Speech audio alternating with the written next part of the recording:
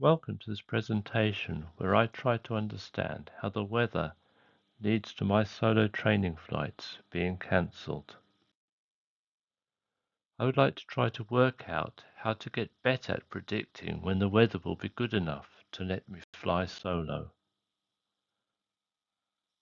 I especially want to look at how the weather thousands of miles away, especially in one instance off Cape Verde on the 8th of August, affected my solo flights in England on the 21st and 22nd of August 2024. I am a student pilot learning to fly a microlight. I am not on a full-time course and I share the instructor's time with many other students. This can mean only being able to book a few training slots each month. When one gets cancelled due to the weather, I can deal with the disappointment. But during my training, the weather in England has been particularly bad, meaning I have more cancelled training slots than I actually fly. Each time I plan for a training slot, it can take me a couple of hours, and then I have the disappointment of not being able to fly. A short explanation here of how I plan a flight. The first thing I do is to check the weather. I started using just one site, BBC Weather, but found sometimes the forecasts they give not to be very accurate, so I started to use more websites. Soon I found that the number of sites I was looking at a bit cumbersome to look at with the standard browser. So I wrote my own Windows app called My Flight Info to pull in many useful but free weather forecasts, radar pictures, webcams into one place, so it's easy for me to look at. This allowed me to view and process lots of information with real-time photos and radar, and I can then make my own predictions, which are usually fairly accurate. As you can imagine, this does take time to process and come up with how I think the weather will be before and during a flight. Some of the sites I look at are the weather from the BBC, Met Office, Windy, NetWeather, synoptic charts from the Met Office for the day before, the day of the flight, and the day after the flight, which allows me to look at the highs, the lows, the fronts, and potential movement of these. I get radar from NetWeather, which allows you to run an animation of the weather for the past few hours, which shows you which way the weather is actually moving. The BBC shows cloud cover and weather with a slider that allows you to move forward in time. OpenStreetMaps I view via the Gransden Lodge gliding site, shows you an overlay of the weather at that particular moment. And the NASA satellites, these show the images of the weather before, so you can get an idea of what is coming our way. There are two webcams at Gransden Lodge Gliding Airfield. These give a real-time view of what the weather is like at Little Gransden Airfield, as it is only a few miles away. One of them is pointing west, and it has a view of the windsock. Our weather usually comes from the west, so this is very good for me to see what is coming, how strong the wind is blowing, and what direction the wind is taking. The second camera is pointing south. This one allows me to see if there is gliding taking place. Plus, when it is wet, there are some puddles in the view, and I can see if it's actually raining by the marks the rain would make in the puddles. Gransden Lodge also provides me with some real-time weather, like temperatures wind, rainfall, clouds, and so on.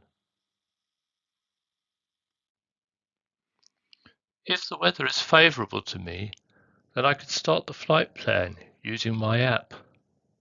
First, I check the information about the airfield I'm flying from, then the information about the airfield I'm flying to.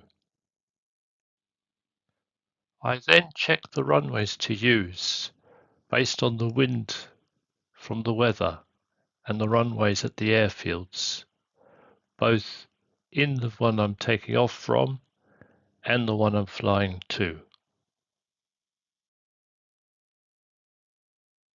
I then check the wind corrections that I need to make on each leg of my journey, and I can calculate the minimum takeoff fuel load which I need, which is important when I get to the weights and balances calculations.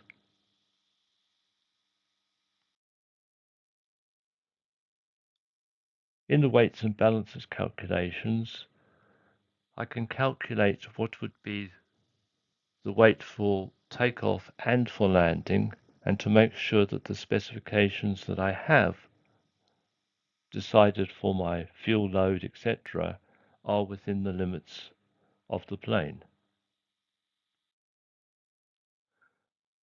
I then go to check the METARs for the departing and destination airfield, as well as for the alternate airfield that I might have to go to.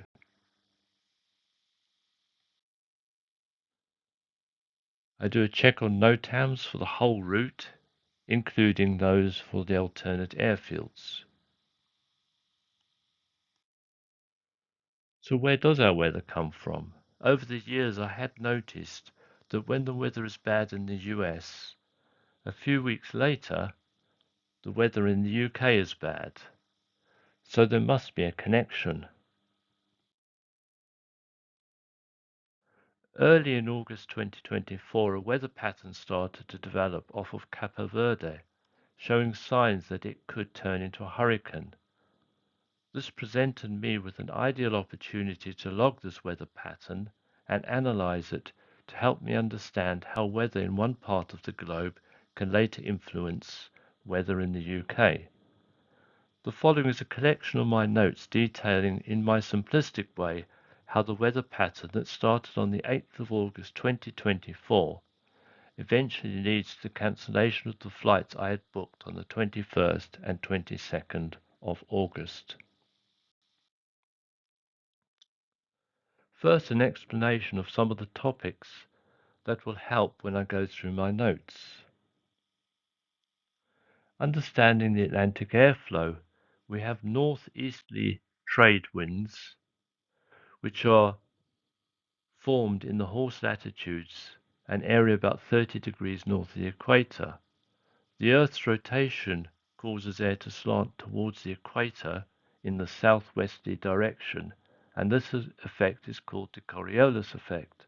Coriolis effect, in combination with an area of high pressure, causes easterly trade winds to move from east to west. Then we get the westerlies. These originate from the high pressure areas in the horse latitudes and are prevailing winds in the middle latitudes between 30 and 60 degrees latitude. They are often called anti-trade winds as they move from west to east and trend towards the poles. Then there is the jet stream. It's a narrow, fast-flowing, meandering air current running around the Earth in a never-ending band. The strongest jet streams are the polar jets around the polar vortices at 30,000 to 39,000 feet above sea level. The northern hemisphere polar jet flows over the middle to north latitudes of North America, Europe, then onward to Asia, and their intervening oceans and background to North America. The jet stream is steered by a warm air mass and a cold air mass.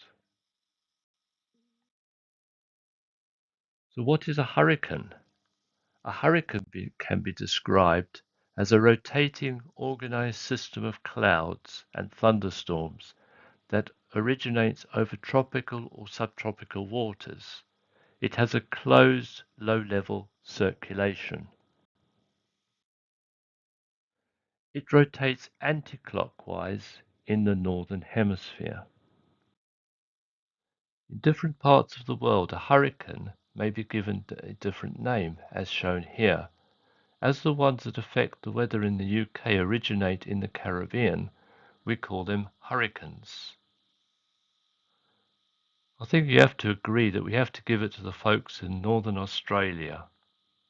What a name they chose.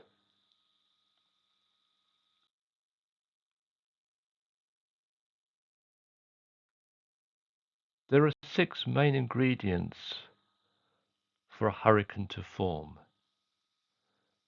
Sufficient warm sea surface temperature, atmospheric instability, high humidity in the lower to middle levels of the troposphere, enough Coriolis force to sustain a low pressure center, a pre-existing low-level focus or disturbance, and low vertical wind shear. While these conditions are necessary for tropical cyclone formation, they do not guarantee that a tropical cyclone will form. And tropical cyclones are known to form even when normal conditions are not met.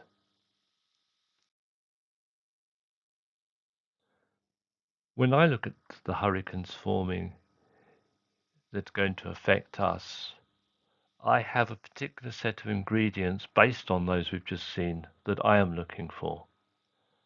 The first ingredient needed for a hurricane to form is that there's a concentration of rain cloud.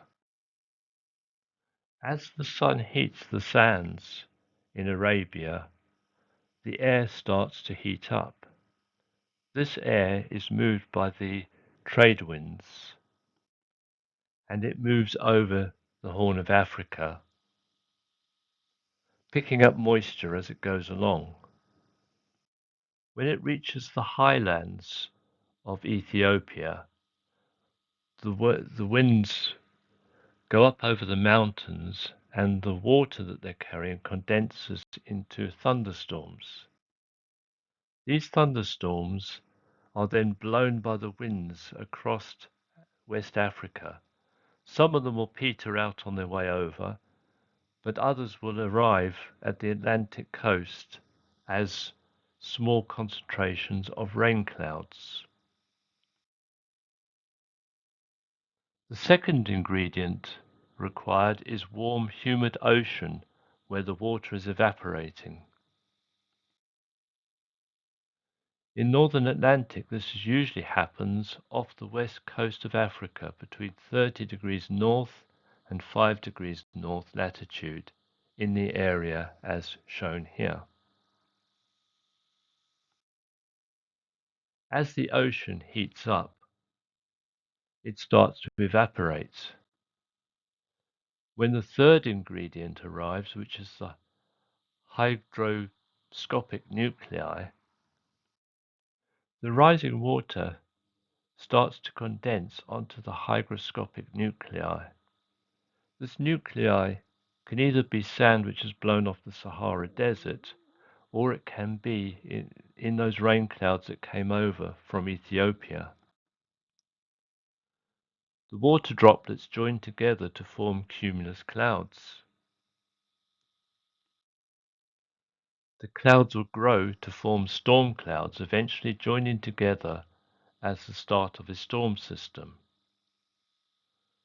The fourth ingredient I'm looking for is that the winds and air masses to be optimal to push the hurricane over to the UK. The northeasterly trade winds steer the storms across the Atlantic towards the Caribbean. When they reach the Caribbean, the wind changes in the upper and middle levels of the atmosphere, steering the hurricane north and northwest. When the hurricane reaches a latitude near 30 degrees north, They get pushed northeast by the westerlies and are also influenced by the jet stream.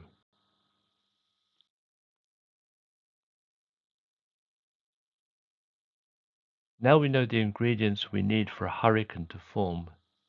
Let's take a look at how they actually form. In the Atlantic, for a hurricane to form, the ocean temperature needs to have reached 26.5 degrees Celsius, spanning through at least a 50-meter depth. The Atlantic Ocean hurricane season is usually between the 1st of June and the 30th of November when this temperature is reached.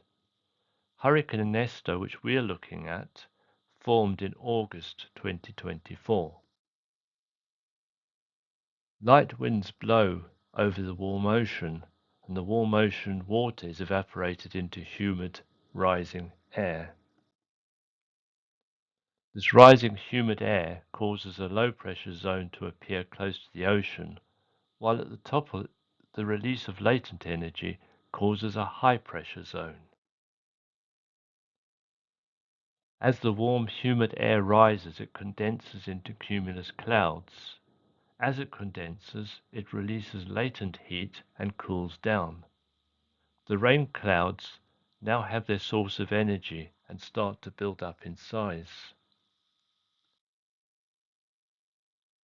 As they grow larger, they will join together to form a system. As these systems get larger, the Coriolis effect will start to cause them to rotate.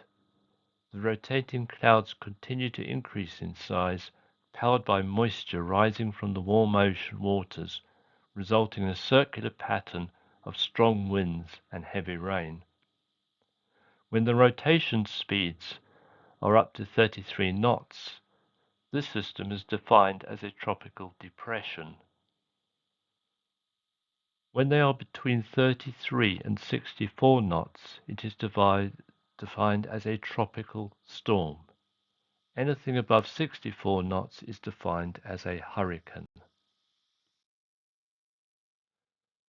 The hurricane will be sucking air up into its core, and this will be pushed up the core.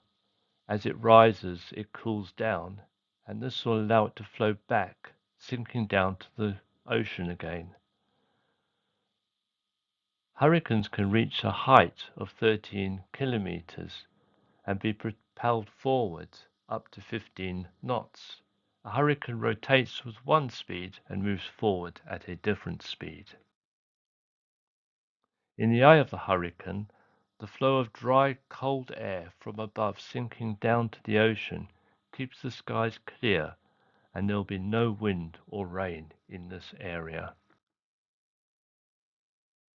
How do they dissipate? We saw the evaporation of sea provides energy to the storm system and eventually turns it into a hurricane. If the sea temperature cools below 26.5 degrees Celsius, then the water will stop evaporating and providing energy to the hurricane, and it will start to dissipate. If the hurricane makes landfall, then very little extra moisture will be available to keep all the moisture in the air, and the hurricane will dump this moisture, which will also result in high winds.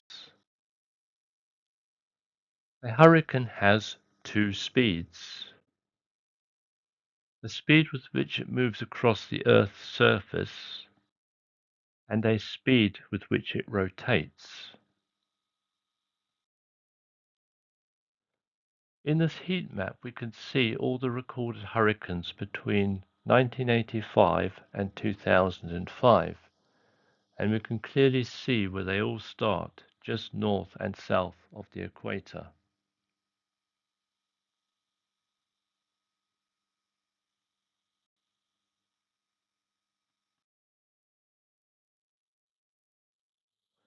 It's interesting to see the heat map of all the hurricanes paths in the North Atlantic from 1851.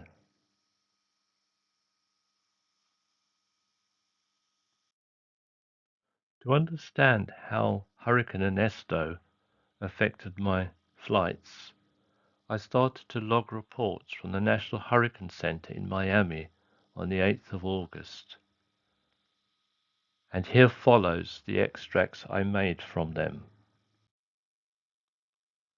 Some activity started to happen off the Antilles, and this was likely to be causing a low pressure to develop.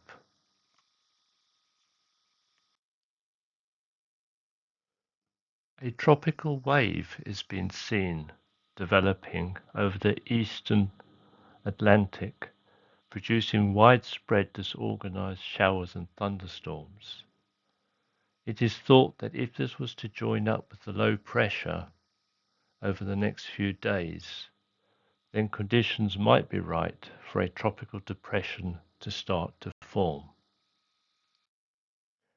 A day later, on the 9th of August, the storms that were developing are getting better organized, and it is now seen that there is a better chance of this depression forming. Over the next few days, this storm is strengthening.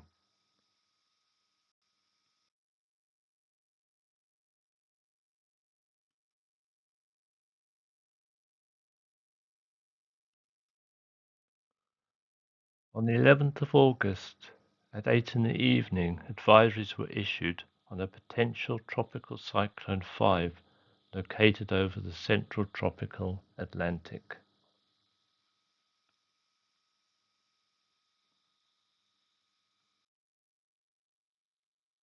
At this point, I am able to see data recorded by the National Oceanic and Atmospheric Administration from the instruments that they drop through the weather pattern. The data that they log are the wind speeds, both the forward motion wind speed of the weather pattern and the rotational speed,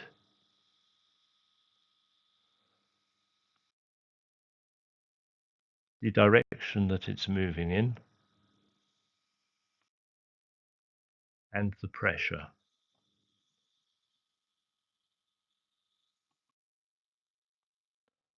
At 2 o'clock in the afternoon of the 12th, the potential tropical cyclone 5, which is now located a few hundred miles east of the Leeward Islands, is christened Ernesto.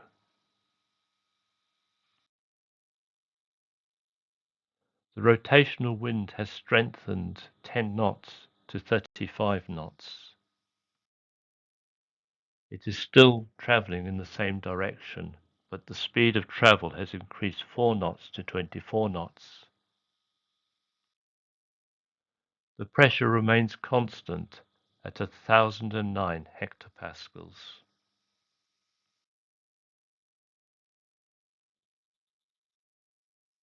By 8 o'clock in the evening of the 13th of August, Ernesto's tropical storm is now located near the Virgin Islands.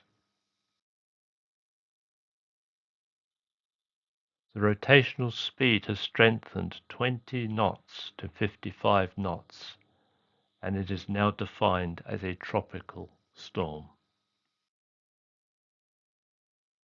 The movement is changing northwest, with the speed decreasing 9 knots to 15 knots. The pressure decreases 11 hectopascals to 998 hectopascals. By 2 in the morning of the 14th of August, Tropical Storm Ernesto is located north of Puerto Rico, with the rotational wind strengthened 5 knots to 60 knots. The direction remains northwest, and the speed has decreased 1 knot to 14 knots. The pressure is still decreasing, has decreased 7 hectopascals to 991 hectopascals.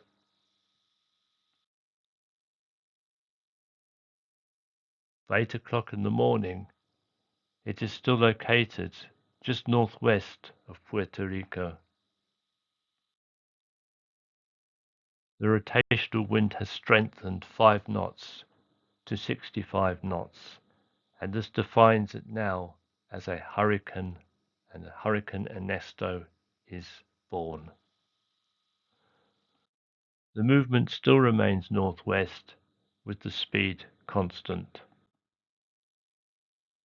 The pressure is still decreasing, and we decreased 2 hectopascals to 289 hectopascals. By 8 o'clock in the evening, we're now located a few hundred miles east of the Turks and Caicos Islands.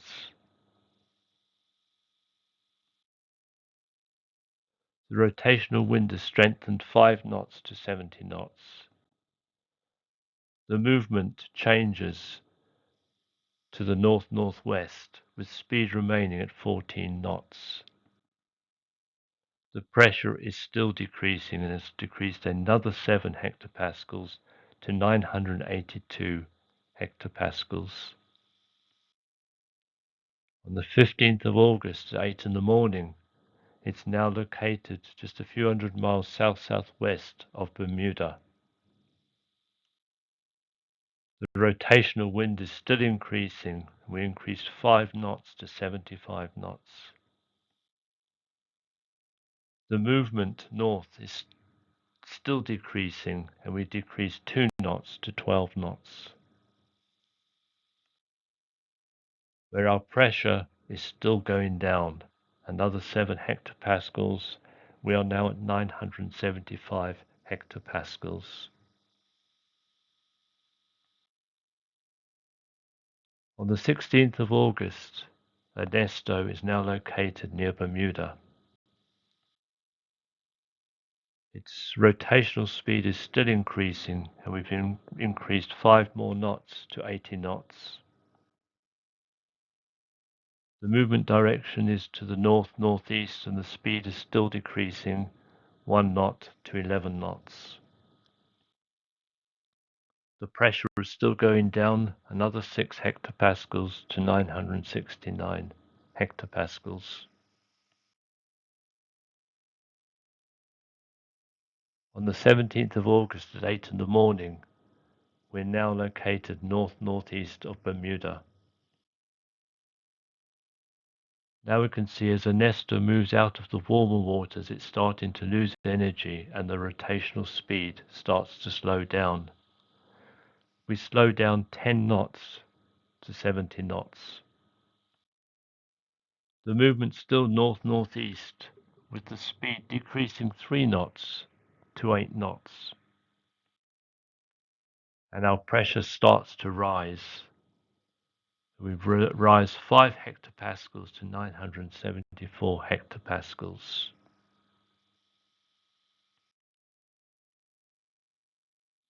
On the 17th of August at 8 in the evening, we are located northeast of Bermuda.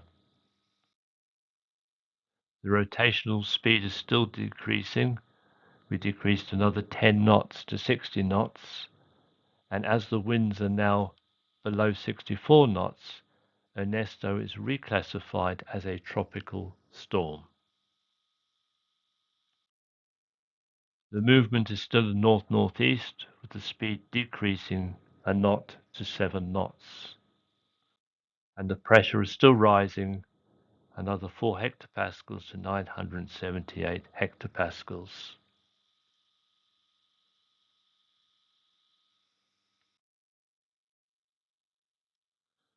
On the 18th of August, we're now located in the West Atlantic, several hundred miles south of the Atlantic Canada. The rotational speed remains at 60 knots. The movement is still north-northeast. The speed increases 7 knots to 14 knots as it is getting influenced by the westerlies and the jet stream. The pressure remains at 978 hectopascals.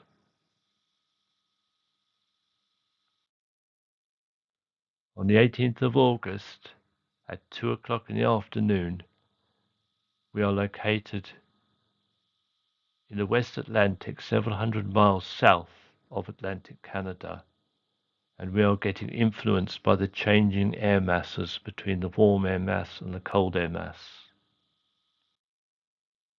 The rotational speed increases 5 knots to 65 knots, which means Ernesto is once again classified as a hurricane.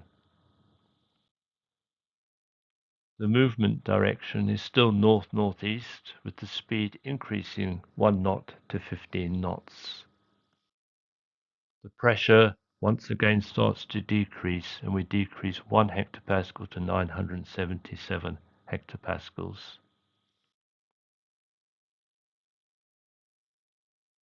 On the 19th of August at 8 in the morning, we are located over the West Atlantic a few hundred miles south-southwest of Atlantic Canada. The rotational speeds increase 15 knots to 80 knots. The movement's now northeast, with the speed increasing 9 knots to 24 knots. The pressure decreases 9 hectopascals to 968 hectopascals. On the 19th of August at 8 o'clock in the evening, we're located northwest Atlantic near Newfoundland. The rotational wind now starts to decrease again, and we decrease 10 knots to 70 knots. The movement is increasing, and we're moving northeast, and we increase 6 knots to 30 knots. And the pressure starts to increase again, and we increase 5 hectopascals to 973 hectopascals. On the 20th of August at 8 o'clock in the morning, we're located over the North Atlantic Ocean. And as this is no longer going to affect any of the territory covered by the National Hurricane Center in the US, this is the last data I will be able to get from them.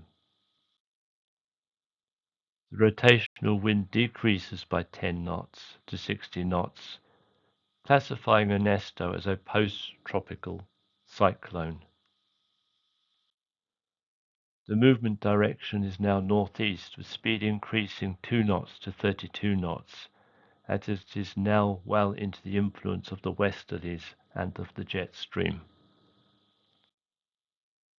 The pressure increases 14 hectopascals to 987 hectopascals.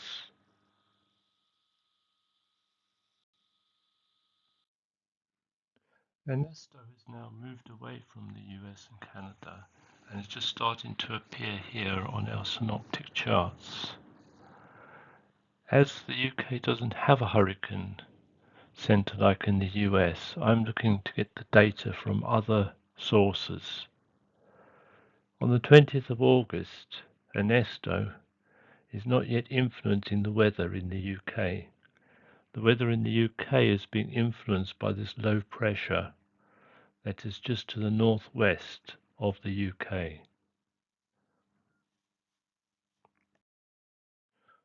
On the 20th, from a weather station close to Little Gransden Airfield, I was able to get some information about the weather.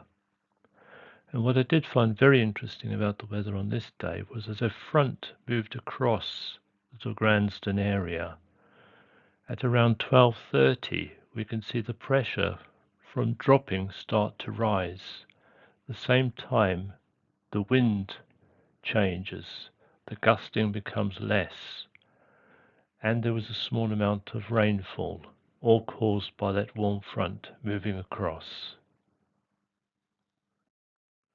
On the 21st of August, the day of my solo flight, we can see that the remnants of Ernesto are still in the Atlantic, but most of the moisture has been blown across to the UK.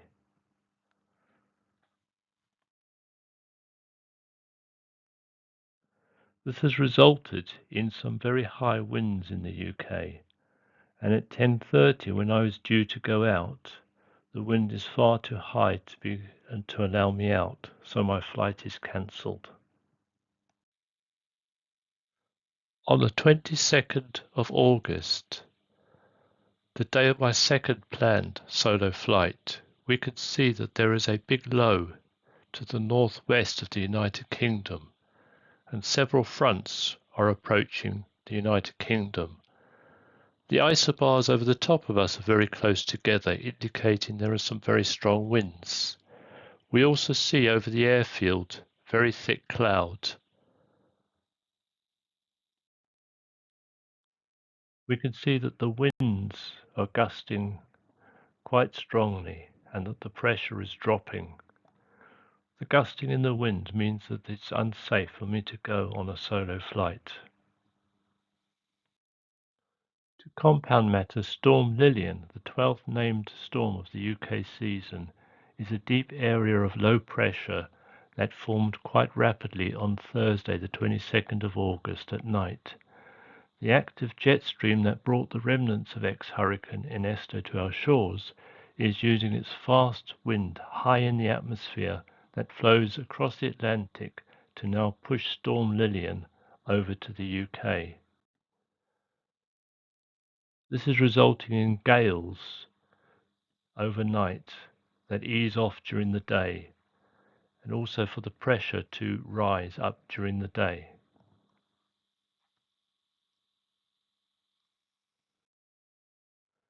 It is interesting to watch the complete path of Ernesto from the 8th of August to the 21st of August, and we could see its actual path across the Atlantic Ocean to where it gets into the westerlies, which push the remaining weather over to the UK, which resulted in the cancellation of my outings.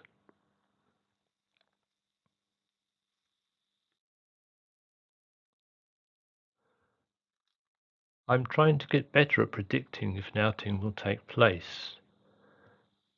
And I can say that my accuracy is getting better, but I think I've still a lot to learn before I get it very accurate. Thank you all for watching and learning along with me.